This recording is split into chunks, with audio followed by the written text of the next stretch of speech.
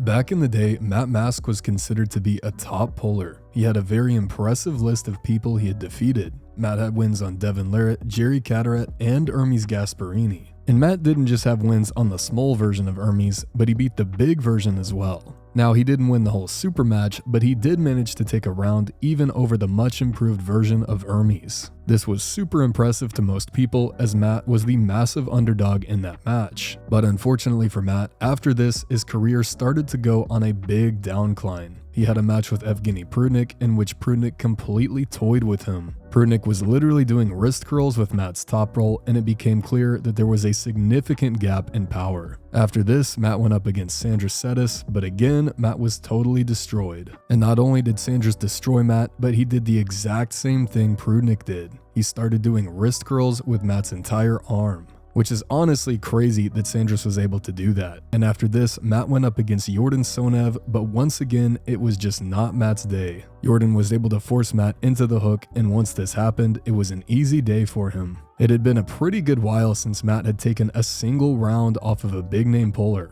A lot of people started writing Matt off entirely and saying that he should just retire. But instead, Matt just started training even harder. We saw him incorporating a lot of back pressure and pronation into his training. He wasn't training exactly like Devin in terms of the actual lifts, but he was focusing on the same muscle groups that Devin trains so often. Matt had an upcoming match against Sergey Kalanchenko in which he would once again have an opportunity to take a match off of a big name. Matt fans were holding on to anything they could just before the first go, but unfortunately, it was the same old story. Matt was getting run over. Sergey goes up 3-0 and only needs one more pin to take the whole match. But then, Matt did something we haven't seen in a long time. He started to turn the match around. Matt cracked Kalanchenko's wrist, got a stop, and slowly but surely started doing better and better every single round. Matt had achieved much better efficiency than Sergey, and all of the momentum had finally swung into his favor. Matt brought it all the way back to 3-3 and only needed one more pin.